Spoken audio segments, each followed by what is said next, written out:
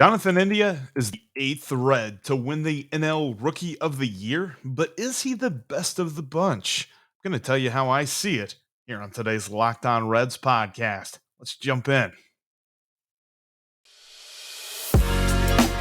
You are Locked On Reds, your daily Cincinnati Reds podcast, part of the Locked On Podcast Network, your team every day.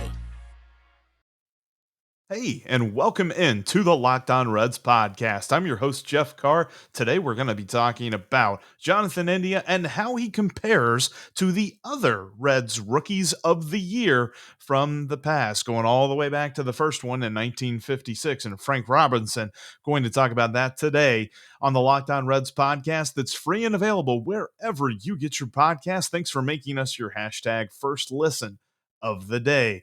And as your host, you know me, I'm a crazed super fan and I'm an addict for the Cincinnati Reds, bringing that addiction into information for you. We've been talking a lot about Jonathan India this week, celebrating his Rookie of the Year award, talking with Bobby Nightingale about how important he is to this roster. I firmly believe he is the most important Red for the foreseeable future on this team.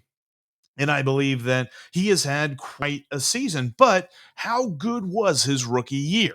Going to compare it to the other rookies of the year and not their careers, obviously. He's not going to hold a candle to pretty much any of them except maybe Tommy Helms and Pat Zachary, but whatever. We're looking at the one season, their first year as Reds. I'm not going to compare Jonathan India to the mightiness of Johnny Bench or Pete Rose or Frank Robinson in their entire careers, just their first year on the diamond. That's what we're looking at. And we're going to start off with the dude who made it cool to be a Cincinnati Red and a Rookie of the Year, Frank Robinson, because he was the first to do it. Going all the way back to 1956 when Frank Robinson won the award, he had one heck of a season.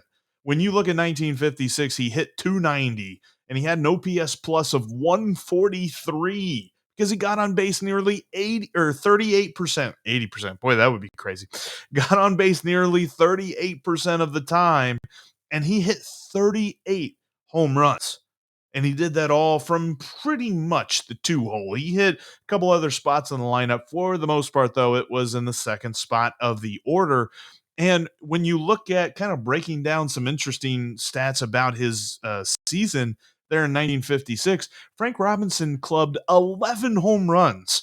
And he got on base nearly 40% of the time, 393 on base in the month of August, in 30 games in the month of August. Absolutely crushed that month. And that was a huge reason why he won the award, because his entire year was crushing. Because Frank Robinson's awesome. He was amazing, and that is a tough season to stack up to. I will definitely admit that right off the top, because I'm going to tell you here in just a moment where I see India's rookie season ranking doesn't look so good with Frank Robinson. Let's move on to number two. Nope, that's Chris Sabo.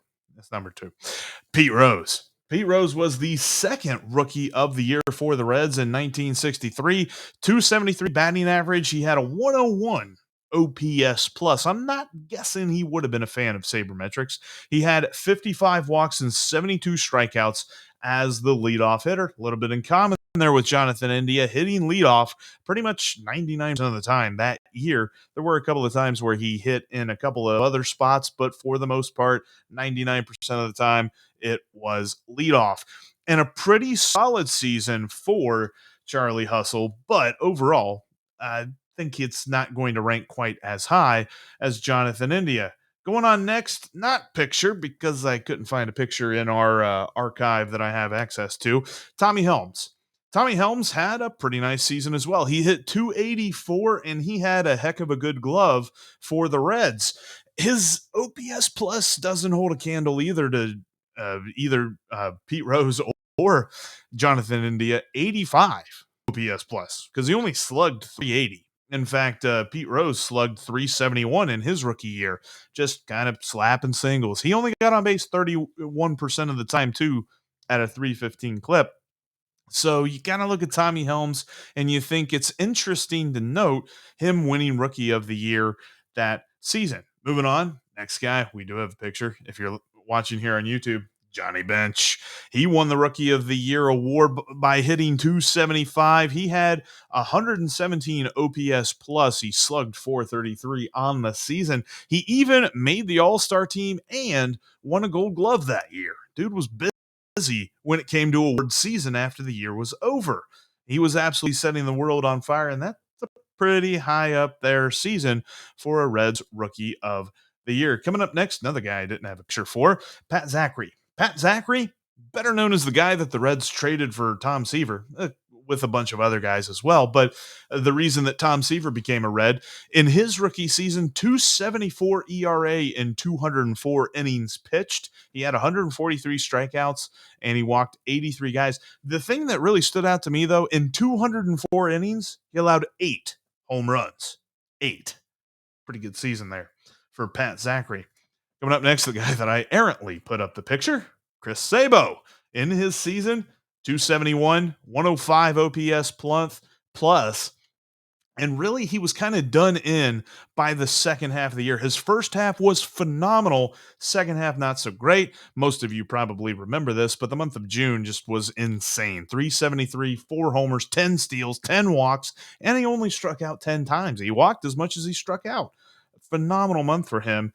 But yeah, like I said, fell off there in the second half, but the first half just so good, he still won that Rookie of the Year. And then the last guy that we got for the Rookies of the Year for the Cincinnati Reds, relief pitcher Scott Williamson. He got 19 saves his rookie season. Of course, he's better known for the guy that brought Phil DeMatteis to the Reds. Shout out to Ken Huber, an obscure former Reds. He struck out 107 and 93 in a third innings pitched that year. Had a 2.41 ERA, but again, that's not something that I like to really hone in on when you're a reliever. However, he and Pat Zachry had something in common. Scott Williamson allowed just 8 home runs in those 93 innings pitched. So those are the resumes. Quick look at each one of them. Obviously, we're not going deep into each one of those. Don't have enough time to really do that today. But a quick look at each of the Rookies of the Year seasons for the Cincinnati Reds. Going to tell you where I think Jonathan India stacks up with those here in just a moment. Before we talk about that, though, I want to tell you about betonline.ag. It's the best way to make money off your sports knowledge today, and it's the only online sportsbook that I trust. You can head on over there and set up your profile with the promo code Locked On to get a 50% welcome bonus that's going to put a little extra cash in your bankroll and get you started off right. You can check out great lines from the NFL, NCAA football, and basketball, because that's tipped off too, and NBA basketball as well. You've got the NHL, you've got UFC and MMA, including some baseball off-season lines, whether you're talking about who's going to go where or futures looking ahead to next year. That's all on betonline.ag, the number one online sportsbook that I trust, and you should too. They've revamped their whole setup for the start of basketball season, so you got to check them out, whether you're on the mobile website or on your desktop. Go to betonline.ag and set up your profile with the promo code Locked On to save 50% or to add 50% onto your initial deposit. That's betonline.ag and the promo code Locked On. Betonline.ag is where the game starts. All right, so we kind of talked about them. Let's compare them. Put them apples to apples right now. Kind of hard to do when you're talking about some guys from back in the past. But as you're making Locked On Reds your hashtag first listen of the day, let's talk about where he stands in relation to Frank Robinson. It's hard because Robinson's year was fantastic. Dude came in 7th in the MVP voting that year, and that's for a team, the Redlegs then. They were actually being called the Redlegs in 1956. They finished 2 games behind the Dodgers, Brooklyn Dodgers, and 1 game behind the Braves, the Milwaukee Braves. The Dodgers ended up losing in 7 games to the Yankees in the World Series that year. Frank Robinson still considered among the top 10 players in the league that season, to say nothing of the fact that he was the best rookie in the league. Absolutely phenomenal. When you look at Jonathan India and Pete Rose, Jonathan India had a better year. Sure, Pete Rose was hitting the singles and doing pretty well in the batting average department, but everything else does not hold a candle to what Jonathan India did. And I know there's going to be lots of feelings of, well, this and that and the other. Jonathan India had a better year. Jonathan India had a better year than Tommy Helms. Tommy Helms, pretty great defensively, but Jonathan India, I feel, even though we have all these sabermetrics that tell us one thing and the other, I think that he is pretty good defensively as well. And the offensive numbers just don't compare. Jonathan India was a lot better at the plate than Tommy Helms was. Then you get to Johnny Bench. Jonathan India and Johnny Bench. The Johnnies, Johns, the fight of the Johns. When I think of Johnny Bench and I look back on just that rookie year, we're not talking about the entire career, just his rookie season, how much he did, getting the gold glove, making the all-star game, setting the world on fire. And the batting statistics are pretty comparable when you look at the two. I mean, a little bit more OPS plus on Johnny Bench's side, and a little bit more of the OPS on Jonathan India's side. I think I still give a little bit of an edge to Johnny Bench simply because he had 50 less strikeouts and he had more hits. He got more hits than did Jonathan India, and he struck out a lot less. I think there's something to be said for that. I understand we are in the day of age of baseball where nobody gives a damn if they swing three times in a row and strike out. That's understandable. However, I still think that makes Jonathan India's rookie season just a slight bit under Johnny Bench's. And the other three guys, look, Pat Zachry, nice. Chris Sabo, nice. Scott Williamson, nice. Jonathan India, better. I think he had a better rookie season than all three of those players. And it's hard to compare pitchers, Pat Zachry being a starter, Williamson being a reliever, to a position player like India. But I think that's where they tried to come up with WAR. That's really where wins above replacement sort of tries to insert itself into the conversation. I know that it's an imperfect number, it's not an end all be all, but when you're trying to compare different avenues, whether you're talking about different positions, whether you're talking about different eras of baseball, that it helps. The wins above replacement do, and Jonathan India had a better season wins above replacement wise than either one of those did. And I'm looking at Baseball Reference, and Baseball Reference is kinder to pitchers whenever it comes to WAR. Jonathan India had more WAR. What is it good for? And then you also have Chris Sabo, who, again, I still think had a nice season, and India ends up being better than him. All right. So, what's this all mean? We'll wrap this up coming up here in just a moment. Before I do it, again, thank you for listening to the Locked On Reds podcast today. Tomorrow, the Reds are going to make some news because tomorrow is the deadline for them to add players to the 40-man roster. We will talk about who, why, and what it all means on tomorrow's podcast.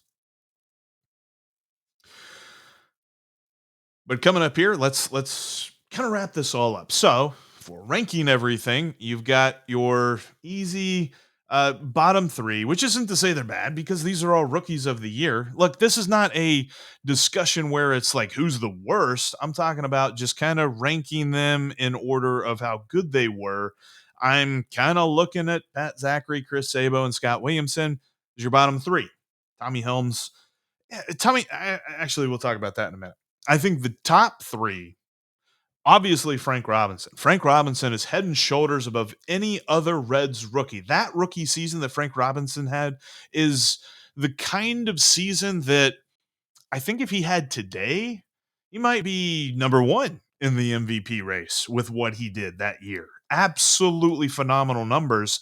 And I think that when you look at the fact that Don Newcomb won so many games that year, that was the reason he won the MVP. Now, Hank Aaron had a really good season as well, and the numbers that he was putting up. So it's a really close comparison between Hank Aaron and Frank Robinson that season. But to say that Frank Robinson was seventh that year, I think the only reason that he didn't win or come close to winning the MVP, he came in seventh instead of like second or third, was because the Reds didn't make it to the World Series. Now, back then, you either made the World Series or you were done.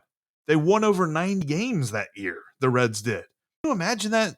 I'm sure Reds fans back then were not so up in arms about making the playoffs simply because it was all regular season and then the World Series. Plus, there was no interleague either. So you literally just played the National League and then you played the winner of the American League. It's kind of a cool setup if you think about it. Obviously, TV sponsors would never go for that today. But yeah, it's a totally different era of baseball. And I think Frank Robinson would have been a lot closer to winning the MVP in his rookie season. So, again, best rookie season by a Red ever. Number two, get it to Johnny Bench. I just think he edges out Jonathan India by being a little bit more selective at the plate, not getting those strikeouts. Now, don't get me wrong. I think that Jonathan India coming up is going to be able to reduce those. I think he's got the discipline and he's got the eye and the understanding to lay off the pitches he can't get to and to wait for the pitches that he can and to foul off the ones that are close enough but not necessarily good enough to get a hit from. He is very, very smart. And this is something that I think is going to improve as his career goes along. But again, 50 more strikeouts than Johnny Bench had. That's an easy pick for me. Johnny Bench, number two. Jonathan India, third best rookie season by a Cincinnati Red. And that's no slouch. You're talking about some star, some absolute all time gods of baseball on this list. And he is third. That's phenomenal. He's better than Pete Rose's rookie season. He's better than Johnny Helms' rookie season, better than Pat Zachary's, Chris Sabo's, Scott Williamson's. He's just behind Johnny Bench, and everybody is way behind Frank Robinson. That's how I look at it when you rank Reds rookie of the year seasons. And it's worth understanding, again, just looking at this in a vacuum, rookie of the year season, one season, their first year, that's it, not looking at the whole body of work, if you will. And an interesting take as well. And I don't know, you're probably going to vehemently disagree with me on this, but I don't think Tommy Helms would win rookie of the year now. When you look at this, in fact, it's worth considering a couple of different guys. But when I look at Tommy Helms' season, that 85 OPS plus would have disqualified him now. And this turns into a broader conversation about sabermetrics and their value of understanding baseball and how it might be killing the game and all this other stuff. But to understand how good Tommy Helms was that season, a lot of it had to do with his defense.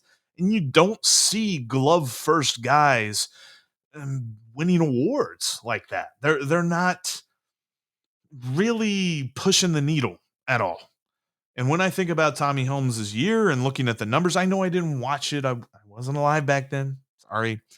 And maybe if you are listening and you got the chance to watch Tommy Helms' season and just tell me how wrong I am, but no skin off his back. He was a good Red in his career, but I just don't think the way that awards are won nowadays and how they're voted on and how people understand the game, it's completely different now. I don't think Tommy Helms would have been rookie of the year had he had that sort of season this year. And of course, well, obviously, Jonathan India still would have won it over him. But it's interesting to note the way that we understand baseball and how that has changed over the years. But that's going to do it for us today. A lot of this was just throwback, looking back on some guys that you probably had the chance to watch a lot, and I didn't. Let me know how wrong I am. If you think that Jonathan India was better than Johnny Bench, or if you think Johnny Bench was better than everybody else, or whatever, I'd love to know. Hit me up on the Locked On Reds line, text or call 513-549-0159. You can also hit me up on Twitter at Jeff Carr with 3 Fs. And you can hit me up on the show's Twitter account as well, at Locked On Reds. But that'll do it for us here today. Thank you so much for watching here on YouTube and listening. If you are not already, make sure that you follow the podcast on your favorite app. You subscribe right here to YouTube, because we're going to be with you each and every day here on the Locked On Reds podcast. Like I mentioned earlier, tomorrow we'll talk about the guys who the Reds keep, the guys who they protect by putting them on the 40-man roster and saving them from the Rule 5 draft. We're going to tell you who, what, and why tomorrow on the show, because you got to follow us each and every day here during the off season. Now go check out Locked On Bets and make yourself some money at betonline.ag, because they're free and available wherever you get your podcasts, just like Locked On Reds. It might be the off season, but we're Locked On Reds every single day.